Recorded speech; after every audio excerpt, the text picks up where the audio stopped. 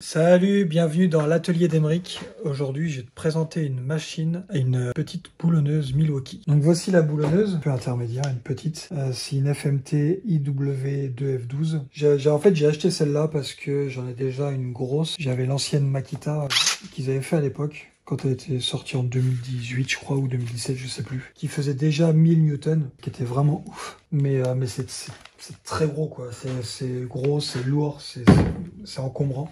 Quand on a juste besoin d'enlever quelques boulons, c'est pas nécessaire d'avoir un truc aussi gros. C'est bien pour, à la rigueur, pour les engins. Dès qu'on commence à avoir un Manitou, un tracteur, tout ça, c'est quand même plus pratique. Voir le carré est peut-être un peu petit, peut-être passer sur la gamme au-dessus. Mais ça, c'est un bon compromis. Du coup, elle a ses 3 vitesses. Toujours pareil, donc les 3 vitesses comme on retrouve sur la plupart des machines Milwaukee aujourd'hui, des visseuses à choc, tout ça, plus la progressive, donc 3 vitesses plus progressive. Donc celle-ci a fait 750 newtons, donc déjà c'est bien, c'est déjà pas mal de coupe, c'est assez suffisant pour à peu près un usage quotidien. Comme je disais, à part de l'agricole, on n'avait pas besoin spécialement d'avoir un truc plus puissant. J'ai aussi celle-ci, alors celle-ci c'est vraiment un coup de cœur, j'adore cette machine, ça fait un moment déjà que je l'ai. Elle fait 270 newtons, là c'est faible, clairement, mais c'est hyper pratique. Des endroits où on n'a pas de débattement avec le cliquet. On peut arriver à déboulonner à l'envers dans des endroits vraiment improbables. On va pouvoir tester tout à l'heure, mais c'est quand même sacrément pratique comme machine. Là, on va les peser.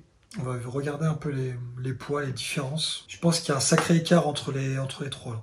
Bon, on va commencer par la plus lourde, sans attente. Je pense qu'on est d'accord que c'est la Makita, hein. Il n'y a pas photo. Après, c'est une balance qui fonctionne de 5 en 5, mais ouais, 3,5 kg déjà. Les batteries changent pas beaucoup chez Makita en poids, mais c'est quand même fou. 3,5 kg constant sur les mains, c'est dingue quand même. Tac, donc celle-là, on a 2,5 kg. Avec une balance plus précise, ce serait mieux, et à mon avis, on est dans les 2,6 kg ou 2,7 kg. Celle-là fait 1,5 kg. Il y a 1 kg de différence entre chaque machine. Ça paraît rien comme ça, mais sur le long terme, c'est quand même important. C'est fou. Bon, là, on va tester du coup la puissance des boulonneuses. On va faire un test un peu différent, un test un peu plus fun. Comme j'ai un vieux taco, là, un vieux quad qui est dans un sale état, la plupart des pièces sont mortes dessus. Du coup, on va voir à quel moment le boulon sectionne, à quel moment l'axe coupe. Ce sera plus rigolo. Alors, pour couper un boulon, vous avez besoin d'une boulonneuse, ou peut-être pas, ça se trouve, ça ne coûte rien du tout.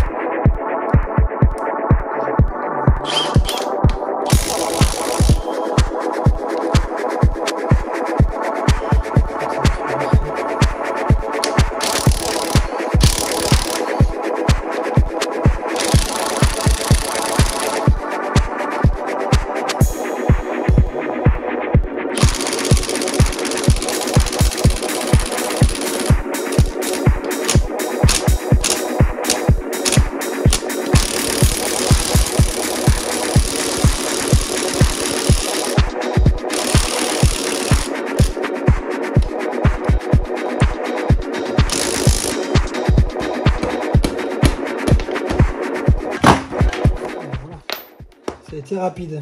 J'espère que cette vidéo vous a plu.